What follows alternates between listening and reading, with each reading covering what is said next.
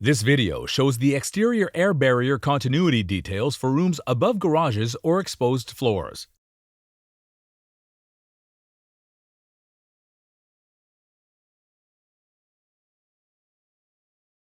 Install Owens Corning Canada's EcoTouch pink fiberglass bat insulation in wall stud cavities, separating the living conditioned space from the unconditioned garage space and in-floor joist spaces.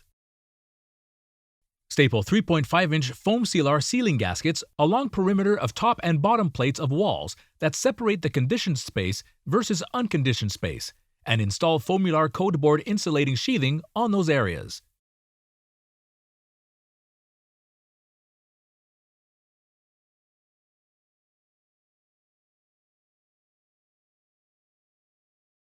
Tape all joints of the Foamular codeboard panels with approved joint sealar tape.